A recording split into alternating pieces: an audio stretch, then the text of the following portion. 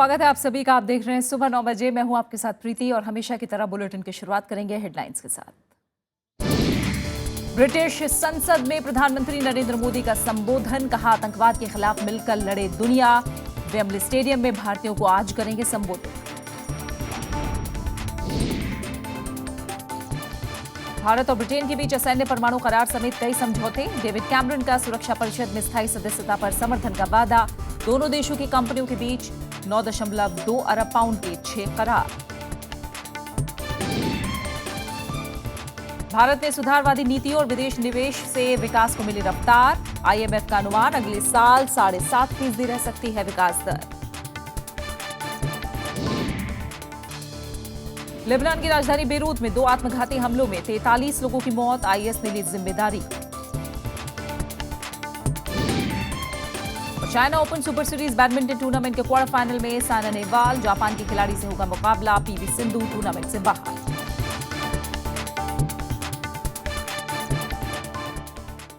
प्रधानमंत्री नरेंद्र मोदी 3 दिन के ब्रिटेन दौरे पर हैं। उन्होंने कल पार्लियामेंट स्क्वायर में महात्मा गांधी को श्रद्धांजलि दी और ब्रिटेन की संसद के दोनों सदनों को संबोधित किया। वो ब्रिटेन की संसद को संबोधित करने वाले पहले भारतीय प्रधानमंत्री हैं। इस मौके पर नरेंद्र मोदी ने कहा कि भारत और ब्रिटेन दुनिया की 2 बड़े लोकतंत्र और अर्थव्यवस्थाएं हैं और दोनों कई मुद्दों पर साथ काम कर रहे हैं और एक समान मूल्य और संस्थाओं को साझा करते हैं।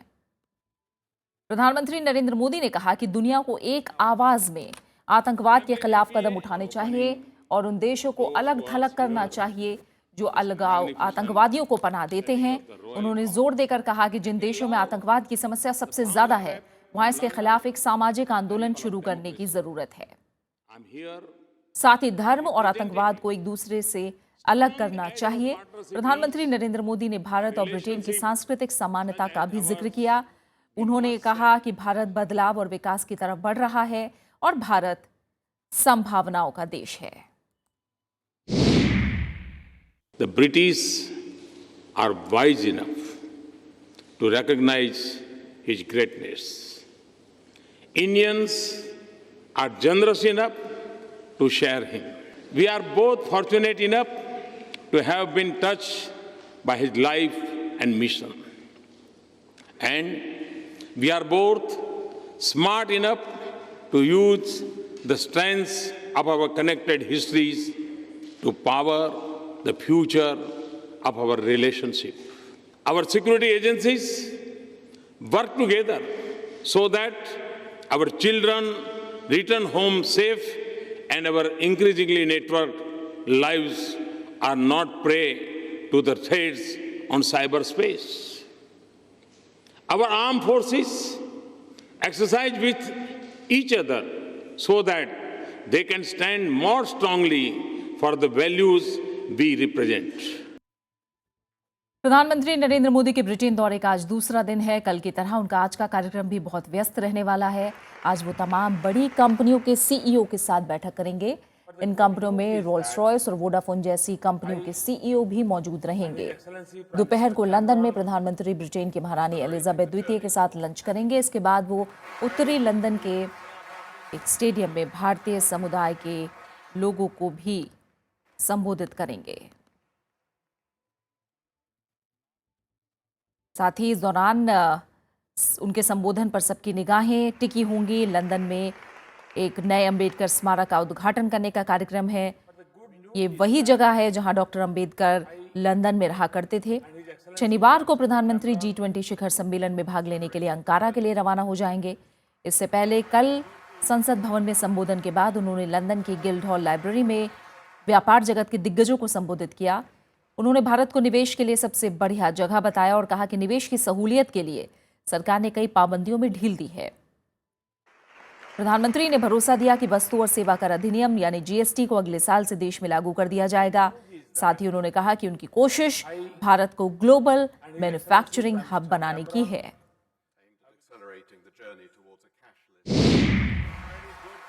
There were a number of regulatory and taxation issues which were adversely impacting on the sentiments of foreign investors. We have taken a very decisive steps to remove a number of long pending concerns. To give you some example, we have expedited regulatory clearances, including security and environmental clearance. We have increased the validity period of defense industry licenses up to 18 years from 3 years previously. We have taken almost 60% of the defense items out of the licensing process and liberalized a number of restrictions like end-use certificate for the exports. प्रधानमंत्री नरेंद्र मोदी के Britain दौरे के पहले दिन दोनों देशों के बीच सैन्य परमाणु समझौते समेत कई अहम करार हुए। नरेंद्र मोदी और डेविड कैमरन के बीच हुई बैठक में स्मार्ट सिटी, साइबर सुरक्षा, जलवायु परिवर्तन के क्षेत्र में सहयोग बढ़ाने पर सहमति बनी। साथ ही दोनों देश नियमित अंतराल पर द्विपक्षीय वार्ता भी करेंगे, इस पर सहमति बनी है।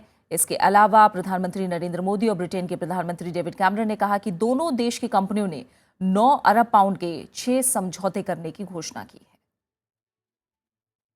प्रधानमंत्री बनने के बाद पहली ब्रिटेन यात्रा पर लंदन पहुंचे नरेंद्र मोदी का जोरदार स्वागत किया गया।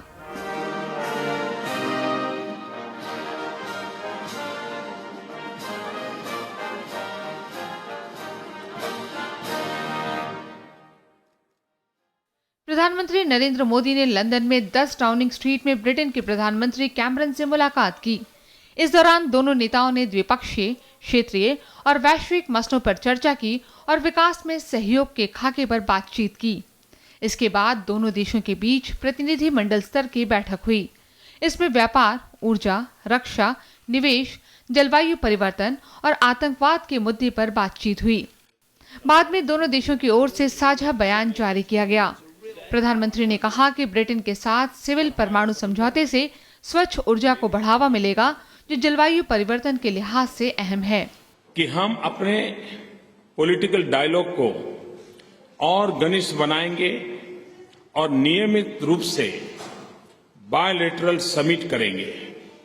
हमारे साझे मूल्यों के आधार पर विश्व के अन्य क्षेत्रों में भी विकास के लिए साझेदारी को शुरू करेंगे। आज हमने सिविल न्यूक्लियर एग्रीमेंट पर हस्ताक्षर किए हैं।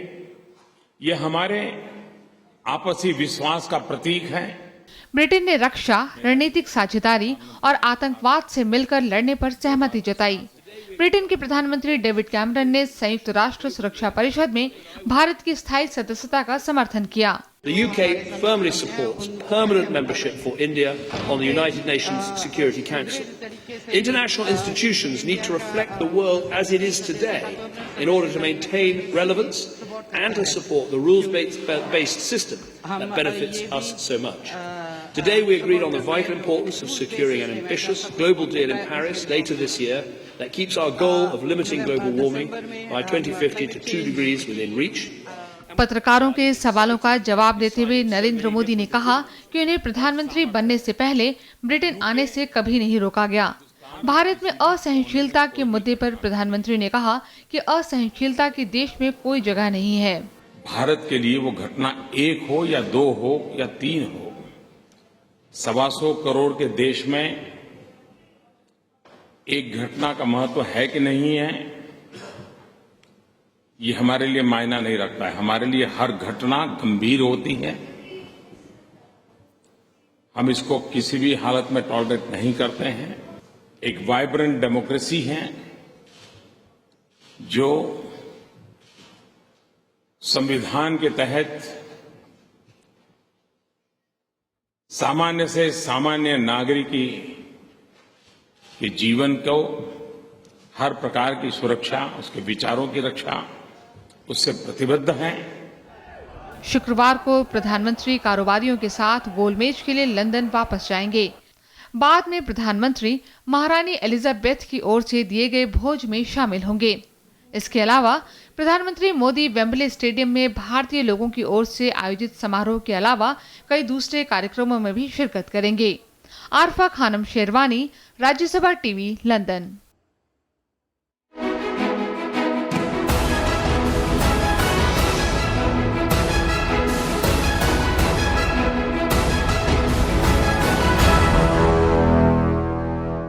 कुछ और अहम खबरें।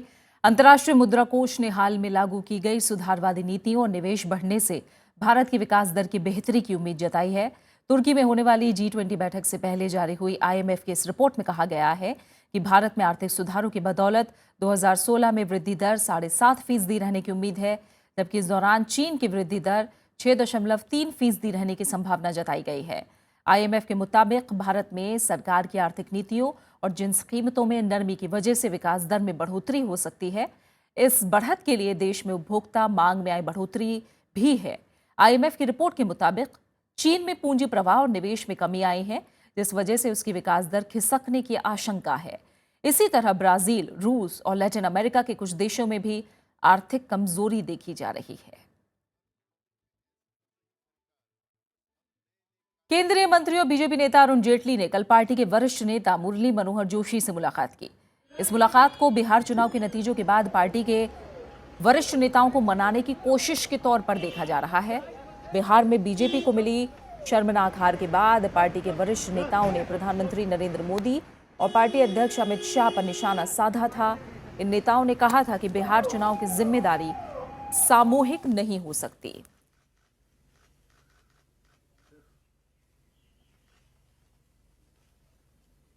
मुरली मनोहर जोशी उन 4 वरिष्ठ नेताओं में शामिल हैं जिन्होंने दिवाली से एक दिन पहले एक तीखा बयान जारी किया था। इन नेताओं में लालकृष्ण आडवाणी भी शामिल हैं। जेटली ने जोशी से मुलाकात की और उनके आवास पर कुछ समय रहे। उनके बीच बातचीत का ब्यौरा नहीं मिल सका है। इस मुलाकात से पहले पूर्व पार्टी अध्यक्ष नितिन गडकरी ने प्रधानमंत्री नरेंद्र मोदी और पार्टी अध्यक्ष अमित शाह का जोरदार बचाव किया था।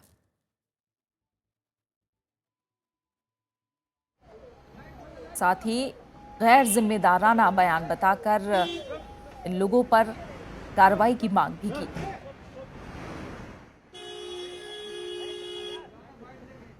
टीपू सुल्तान की जयंती मनाने के कर्नाटक सरकार के फैसले को लेकर जारी विरोध थमने का नाम नहीं ले रहा है। कांग्रेस और वाम दलों के साथ ही टीपू सुल्तान के वंशज ने बीजेपी पर सांप्रदायिक रंग देने का आरोप लगाया है। वहीं बीजेपी ने बिगड़ते माहौल के लिए राज्य सरकार को जिम्मेदार ठहराते हुए मुख्यमंत्री सिद्धरमैया से इस्तीफे की मांग की है। अपने कार्यकर्ता की मौत के विरोध में विश्व हिंदू परिषद ने आज कर्नाटक बंद करने का फैसला लिया है। हजरत टीपू सुल्तान आ गए। टीपू सुल्तान की जयंती समारोह से शुरू हुआ विवाद थमता नजर नहीं आ रहा। इस मसले को लेकर कर्नाटक में विरोध प्रदर्शन जारी है। टीपू सुल्तान के समर्थन में बयान देने के लिए साहित्यकार, नाटककार और अभिनेता गिरीश कर्नाड को जान से मारने की धमकियां मिली हैं। कर्नाड ने बेंगलुरु एयरपोर्ट का नामकरण टीपू सुल्तान के नाम पर करने की मांग की थी। कांग्रेस के साथ ही टीपू सुल्तान के वंशज ने बीजेपी पर माहौल बिगाड़ने का आरोप लगाया है।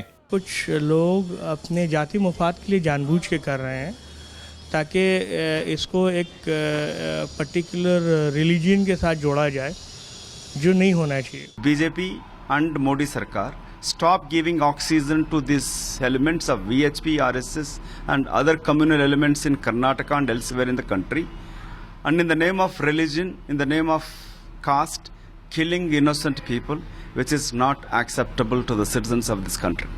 उधर टीपू सुल्तान की जयंती मामले पर टिप्पणी करने वाले बीजेपी सांसद प्रताप सिम्हा को भी फेसबुक पर जान से मारने की धमकी दी गई है। बीजेपी ने कानून व्यवस्था बनाए रखने में विफल रहने का आरोप लगाते हुए मुख्यमंत्री सिद्धरमैया से इस्तीफे की मांग की है। वहीं केंद्रीय शहरी विकास मंत्री वेंकैया नायडू ने बेंगलुरु एयरपोर्ट का नाम बदलने की किसी भी मांग पर विचार करने से साफ इनकार कर दिया है। भारतीय जनता पार्टी से सिद्धरमैया, जो कि वहां के मुख्यमंत्री हैं, उनका रेजिग्नेशन, उनका त्यागपत्र डिमांड करते हैं, क्योंकि महीनों से ये देखने को मिल रहा है कि कर्नाटक में कानून की व्यवस्था बनाए रखने में वो सक्षम नहीं है। अभी केम्पेगौड़ा बेंगलुरु शहर का निर्माता है, बहुत आदर करते जनता उनको, और उनका नाम बेंगलुरु इंटरनेशनल एयरपोर्ट को रखा है। पब्लिक ने उसको स्वागत किया है। अभी चर्चा करना नए केम्पेगौड़ा के जगह पे अमुक व्यक्ति का नाम रखे तो अच्छा होता है, मतलब नहीं। कर्नाटक सरकार ने 10 नवंबर को 18वीं सदी के मैसूर शासक टीपू सुल्तान की जयंती समारोह का आयोजन किया था। इसका बीजेपी ने बहिष्कार किया था। साथ ही विश्व हिंदू परिषद और कुछ दूसरे संगठनों ने राज्य भर में विरोध प्रदर्शन भी किए थे। इस दौरान कोडगू में विश्व हिंदू परिषद के एक कार्यकर्ता की मौत हो गई थी। बीजेपी इस मामले की न्यायिक जांच की मांग कर रही है। Bureau report, Rajya Sabha TV. Haryana में कल से गो संवर्धन कानून लागू हो गया है, जिसके बाद अब राज्य में गो हत्या, तस्करी और गोमांस की बिक्री पर रोक लगा दी गई है। राष्ट्रपति प्रणब मुखर्जी की मंजूरी के बाद लागू हुए इस कानून के मुताबिक राज्य में गोमांस खाने पर 50,000 रुपये जुर्माना और 5 साल की सजा का प्रावधान होगा। हरियाणा के मुख्यमंत्री मनोहर लाल खट्टर ने कल रोहतक में एक जनसभा के दौरान ये जानकारी दी। हरियाणा सरकार ने विधानसभा के शीतकालीन सत्र में गौ संवर्धन कानून पास किया था, जिसे राष्ट्रपति के पास मंजूरी के लिए भेजा गया था। इस कानून के मुताबिक पड़ोसी या दूसरे राज्यों में गोवंश ले जाने के लिए भी परमिट लेना होगा।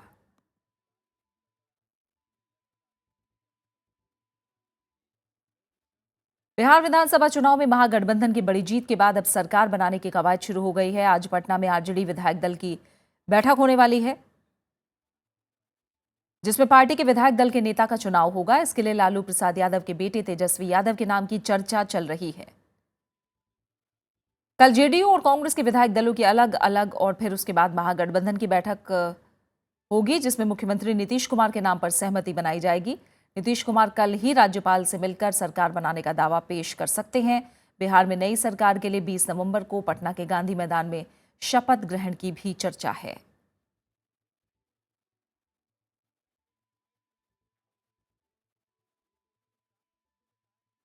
केजरीवाल सरकार ने दिल्ली और जिला क्रिकेट संघ में भ्रष्टाचार की जांच के लिए 2 सदस्यीय समिति बना दी है। समिति को शनिवार तक रिपोर्ट सौंपनी है। कमेटी वित्तीय धांधली, फंड्स में हेराफेरी, स्टेडियम के रखरखाव, सरकारी पैसे के बकाये जैसी शिकायतों की जांच करेगी। बिशन सिंह बेदी समेत कुछ सीनियर क्रिकेट खिलाड़ियों ने मुख्यमंत्री अरविंद केजरीवाल से डीडीसीए की कार्यप्रणाली को लेकर शिकायत की थी। दिल्ली और जिला क्रिकेट संघ यानी डीडीसीए में कथित गड़बड़ियों की जांच 2 सदस्यीय समिति करेगी। समिति में शहरी विकास और खेल विभागों के सचिव शामिल हैं। समिति शनिवार तक दिल्ली के मुख्यमंत्री अरविंद केजरीवाल को रिपोर्ट सौंपेगी। डीडीसीए में गड़बड़ी की शिकायत मिलने के बाद दिल्ली सरकार ने समिति बनाने का फैसला किया है। अक्टूबर में दिल्ली सरकार ने डीडीसीए को 24 करोड़ रुपए के मनोरंजन कर का भुगतान करने का भी निर्देश दिया था। हालांकि डीडीसीए का कहना है कि कर विभाग ने 2008 से 2012 के बीच ये कर लगाया है, जबकि इस समय सीमा के बीच डीडीसीए को कर में छूट दी गई थी। सिलेक्शन जब नहीं होते हैं तो इस प्रकार के आरोप लगते हैं, और जहाँ जहाँ हमारे पास शिकायतें आ रही हैं, corrective measures are being taken, the selectors are being briefed. हमारे जो वकील लोग बोल रहे हैं कि ये टैक्स हम पे नहीं लग सकता और पहले लगता भी नहीं था, so it is a law legal issue, law point is involve in this. हम कोशिश कर रहे हैं इसको सॉर्ट आउट करने की, और हमने टाइम भी मांगा हुआ केजरीवाल जी से, और उसमें हो सकता है हम कल जाएं भी। डीडीसीए में भ्रष्टाचार को लेकर पूर्व क्रिकेटर बिशन सिंह बेदी ने हाल ही में मुख्यमंत्री अरविंद केजरीवाल से मुलाकात की थी। पूर्व क्रिकेटर कीर्ति आजाद का भी मानना है कि डीडीसीए में बड़े पैमाने पर वित्तीय धांधली का खेल जारी है। केवल 24 करोड़ के एंटरटेनमेंट टैक्स का नहीं है, यहाँ तक कि सीबीआई ने भी नोटिस उनको सर्व कर दिया है। आरओसी ने 1.55 करोड़ की जो राउंड ट्रिपिंग हुई है, और ऐसे न जाने अनेकों करोड़ों रुपए, अरबों रुपए बर्बाद हुए हैं। 400 करोड़ रुपए की यहाँ पे लगभग हेरा फेरी है पिछले 10 सालों के अंदर। विवादों के बीच भारत और दक्षिण अफ्रीका के बीच जारी टेस्ट सीरीज के चौथे मैच पर संकट के बादल मंडरा रहे हैं। ये मैच 3 दिसंबर को शुरू होना है। बीसीसीआई ने डीडीसीए को चेतावनी दी है कि जरूरी तैयारी पूरी नहीं होने पर मैच पुणे शिफ्ट कर दिया जाएगा। बीसीसीआई ने डीडीसीए को विवाद सुलझाने के लिए 17 नवंबर की डेडलाइन दी है। Bureau report, Rajya Sabha TV. Tamil Nadu में भारी बारिश और बाढ़ की चपेट में आने से अब तक 48 लोगों की मौत हो चुकी है, जबकि 29,000 लोगों को सुरक्षित स्थानों पर पहुंचाया गया है। सिर्फ कुडुलोर जिले में 27 लोगों को अपनी जान गंवानी पड़ी है। बाढ़ के चलते लोगों तक जरूरी सामान पहुंचाने में मुश्किलों का सामना करना पड़ रहा है और बिजली की आपूर्ति भी बाधित हुई है। उत्तर पूर्वी मानसून के सक्रिय होने को भारी बारिश की वजह माना जा रहा है। कई इलाकों से भूस्खलन की भी खबर है। मुख्यमंत्री जयललिता ने हालात पर नजर बनाई हुई है। राज्य सरकार ने मृतकों के परिजनों को 4 लाख रुपए मुआवजा देने की घोषणा की है। सरकार ने कहा है कि पीड़ितों को हर मुमकिन मदद दी जाएगी। और फिलहाल एक छोटे से ब्रेक के लिए रुक रहे हैं, और ब्रेक के बाद भारत ने बांग्लादेश में 7 लोगों की हत्या के मुख्य अभियुक्त और वांछित अपराधी नूर हुसैन को बांग्लादेश को सौंपा।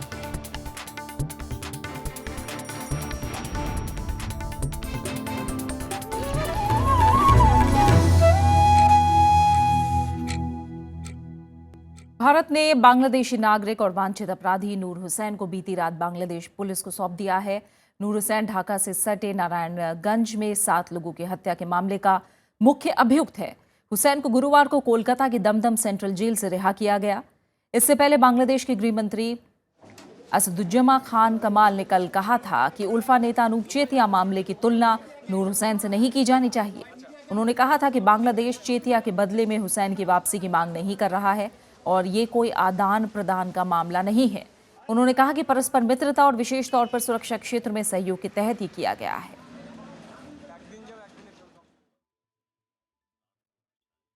सीबीआई ने उग्रवादी गुट उल्फा नेता अनूप चेतिया को गिरफ्तार करने के बाद उसे 6 दिन की ट्रांजिट रिमांड में ले लिया है और उसे पूछताछ के लिए गुवाहाटी ले जाया जाएगा। अलगाववादी उल्फा नेता अनूप चेतिया को बांग्लादेश ने मंगलवार को भारत के हवाले कर दिया था। बांग्लादेश पुलिस ने चेतिया को 1997 में गिरफ्तार किया था। उसे घुसपैठ, फर्जी पासपोर्ट और अवैध रूप से विदेशी मुद्रा रखने के मामले में 7 साल की कैद की सजा सुनाई गई थी। इसके बाद से वो बांग्लादेश की जेल में बंद था। भूटान के प्रधानमंत्री शेरिंग तोब्गे गोवा में कॉन्क्लेव में शिरकत करने के लिए आज भारत आ रहे हैं। इस दौरान वो भारतीय नेताओं से मुलाकात करेंगे। भूटानी प्रधानमंत्री इंडिया फाउंडेशन के न्योते पर मुख्य अतिथि के रूप में इंडिया आइडियाज कॉन्क्लेव में शरीक होने के लिए गोवा जाएंगे, जहां वो 15 नवंबर को लर्निंग फ्रॉम सिविलाइजेशन थीम वाले कॉन्क्लेव को संबोधित करेंगे।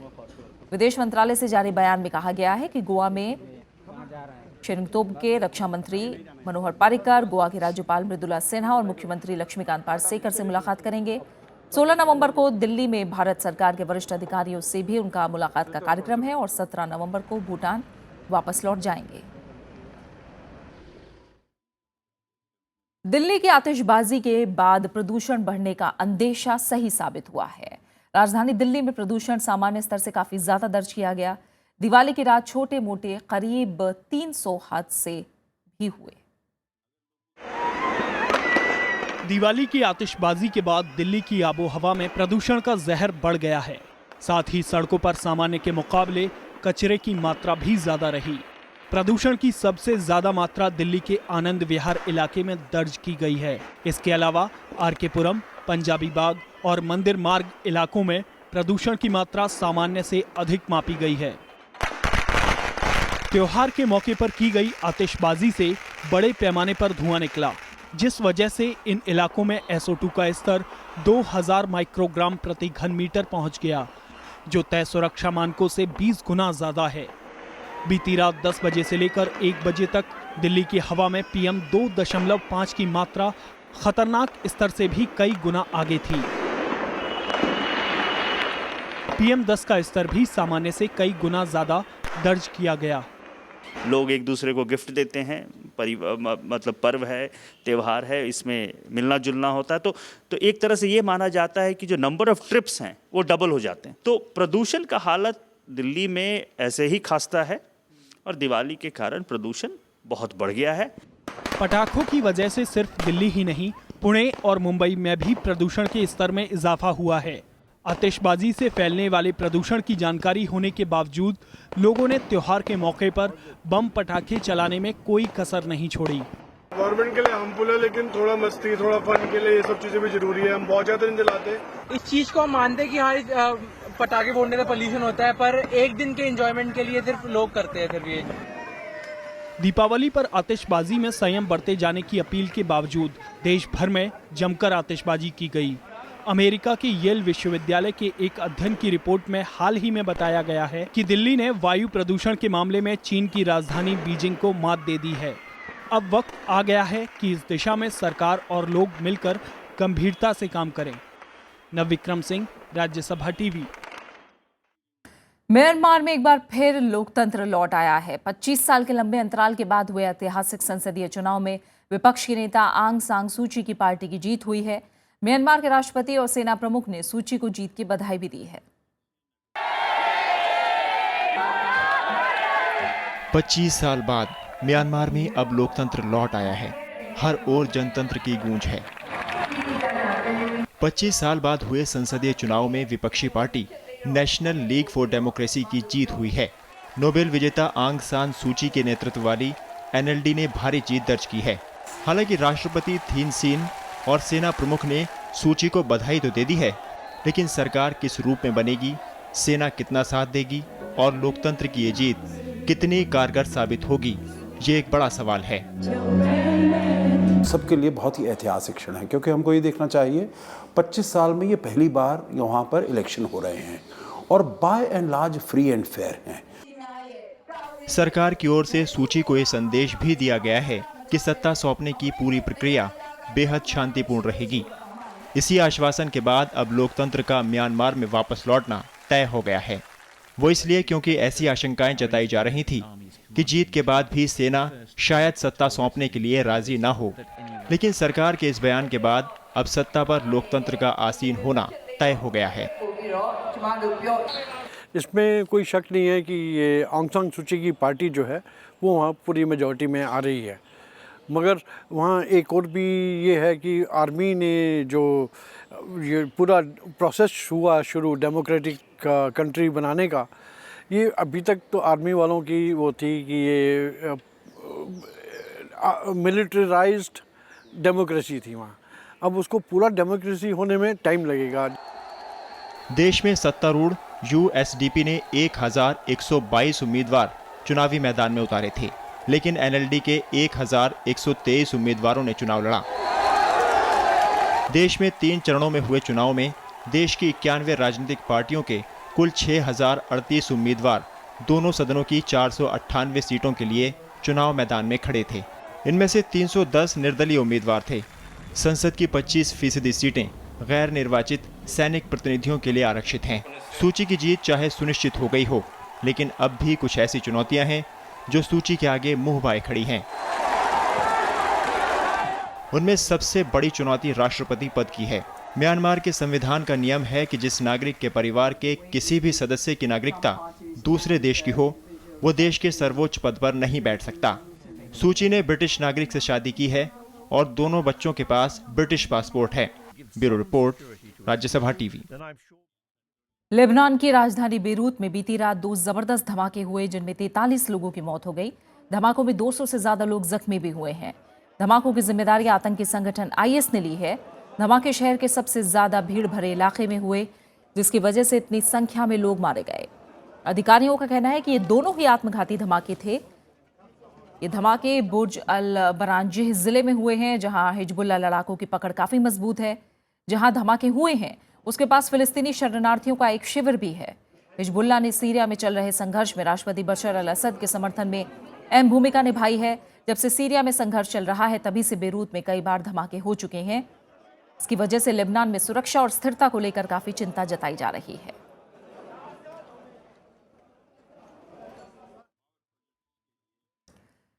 बात करते हैं खेल की दुनिया की। मौजूदा champion Saina Nehwal China open super series premier badminton tournament के क्वार्टर फाइनल में पहुंच गई हैं, लेकिन पीवी सिंधु को एक करीबी मैच में हार का सामना करना पड़ा। शीर्ष वरीयता प्राप्त साइना ने कल महिला एकल में मलेशिया के विश्व में 34वें नंबर की ती जिंगयी को 21-10, 19-21, 21-19 से हराया। लेकिन विश्व चैंपियनशिप में 2 बार की कांस्य पदक विजेता सिंधु पहले गेम में 13-7 की बढ़त का फायदा नहीं उठा पाई और चीन के शिजियांग वांग से 1 घंटे 28 मिनट तक चले मैच में 21-18, 18-21, 16-21 से हार गईं। पुरुष वर्ग में के श्रीकांत और अजय जयराम पहले ही टूर्नामेंट से बाहर हो चुके हैं। क्वार्टर फाइनल में साइना का सामना जापान की नोजोमी ओकुहारा से होगा। साइना और ओकुहारा के बीच अब तक 3 बार भिड़ंत हुई है और तीनों मौकों पर साइना विजयी रही हैं।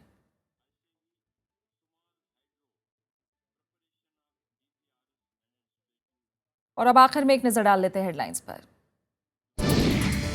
ब्रिटिश संसद में प्रधानमंत्री नरेंद्र मोदी का संबोधन, कहा आतंकवाद के खिलाफ मिलकर लड़े दुनिया। वेम्बली स्टेडियम में भारतीयों को आज करेंगे संबोधित।